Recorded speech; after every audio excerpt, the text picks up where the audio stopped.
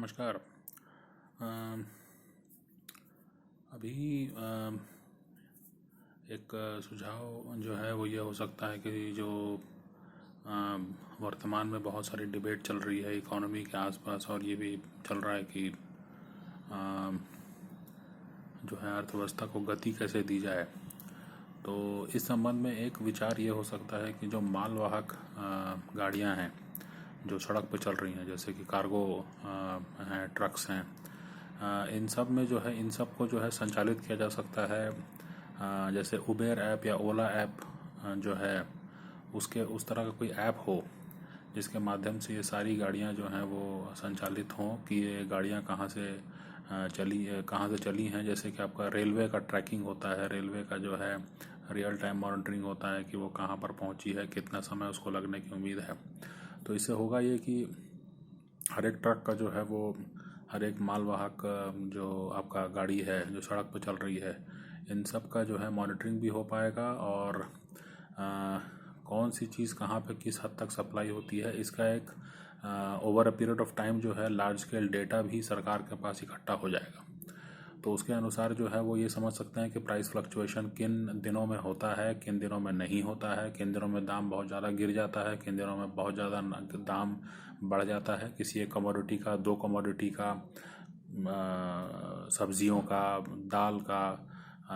आपका अनाज का। तो इसलिए जो है मुझे ऐसा लगता है कि एक रियल टाइम मॉनिटरिंग सिस्टम जो है जैसे कि रेलवे का है, उस तरह का जो है सड़कों पर जो मालवाहक हैं उनको विशेष कैटेगरी में रख करके जो है इनकी मॉनिटरिंग करने की ज़रूरत है। और इससे ये भी सब समझ में आएगा कि जो है शहर के अंदर जो है, मतलब अगर मान लीजिए कि कुछ कारणों से, जैसे मान लीजिए बर्फीले इलाके हैं जहाँ बर्फ़ पड़ने के कारण जो है कुछ हफ्तों तक सप्लाई नहीं हो पाया, तो उससे ये भी अंदाज़ा हो जाएगा कि भाई उस शहर में कितना स्टॉक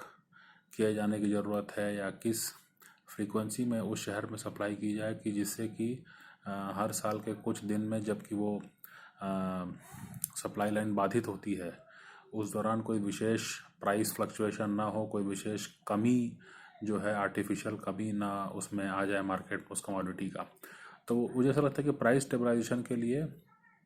इन्फ्लेशन को कंट्रोल करने के लिए, डिमांड एंड सप्लाई को बैलेंस करने के लिए, इकोनॉमी को गति देने के लिए, इन सारी चीज़ों के लिए जो है बहुत एक माकूल जो है इससे मदद मिलेगी। कुछ कॉरपोरेट सेक्टर के साथ मिल करके जो है, कॉरपोरेट सेक्टर को भी वैसे मेरे ख्याल से अपना एक कुछ कंपनियों को आगे आना चाहिए और एक तरह का वेलफेयर स्कीम के तहत जो है कुछ एक फ्लीट ऑफ व्हीकल्स उनको ऑपरेट करने चाहिए, कम से कम सारे मेन हाईवेज़ वगैरह में, कि जहाँ पर जो है बड़े बड़े जो कनेक्टिविटी है पोर्ट से दूसरे पोर्ट तक या एक छोर से दूसरे छोर तक जो है बहुत भारी मालवाहक गाड़ियों का जो है उनको संचालन करना चाहिए।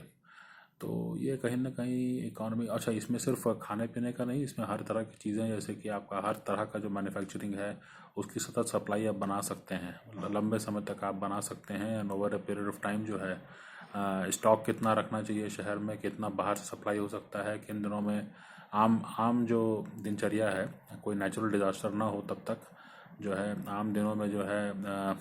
किस किस फ्रीक्वेंसी में सप्लाई हो रहा है ना, किस किस फ्रीक्वेंसी में सप्लाई होना चाहिए जिससे कि दाम बहुत ज़्यादा ना बढ़े किसी भी स्थिति में, है ना। इन सारी चीज़ों को लेकर के जो है चिंतन मनन हो सकता है और सरकार को काफ़ी मदद मिलेगी। कंजम्पशन पैटर्न समझ में आएगा उनको, बहुत ज़्यादा कहाँ पे किस चीज़ की कितनी मांग है। व्यापारियों के भीतर भी एक समझ आएगी कि पूरे देश की उनको एक समझ आएगी कि भाई कहाँ पे किस चीज़ की कितनी मांग होती है, किन दिनों में ज़्यादा मांग होती है, किन दिनों में कम मांग होती है। तो उसके हिसाब से वो भी तय कर पाएंगे अपनी चीज़ों को। और मतलब ये कि अगर अगर ये मान के चला जाए कि इस तरह से जो है वो अगर कंजम्पशन पैटर्न समझ में आता है तो मुझे ऐसा लगता है कि कहीं ना कहीं वो एक बड़ा मुद्दा ये भी होगा कि जो ट्रेडिंग बॉडीज़ हैं, जो इंडिजिनस जो हमारे बिजनेसेस हैं, उनको समझ में आएगा कि कहाँ पे किस चीज़ की कितनी ज़रूरत है और उसको जल्दी से जल्दी कैसे पूरा किया जाए, जिससे कि जो लोकल इंडस्ट्री है वो मजबूत होगी और लोकल इकोनॉमी जो है वो हमेशा उसमें कैश फ्लो रहेगा, उसमें कैश फ्लो रहेगा। और ये बहुत इम्पोर्टेंट है अभी के टाइम में। सरकार भी एक तरह से निश्चिंत हो सकती है कि भाई उसके पास बराबर सप्लाई चेन के आंकड़े हैं और कंजम्पशन पैटर्न के आंकड़े हैं, और इसके आधार पर जो है वो काफ़ी अच्छे निर्णय ले सकती है, दूरगामी निर्णय ले सकती है। अगर एक बार वो सप्लाई चेन से निश्चिंत हो जाए तो मुझे ऐसा लगता है कि काफ़ी हद तक जो है इकोनॉमी पर बेहतर ध्यान दे पाएगी सरकार। तो ये एक विचार था जिस पर मुझे लगता है कॉरपोरेट सेक्टर और सरकार दोनों को जो है गंभीरता से विचार करके इसको किसी न किसी रूप में लागू करना चाहिए, ऐसा मेरा विचार है।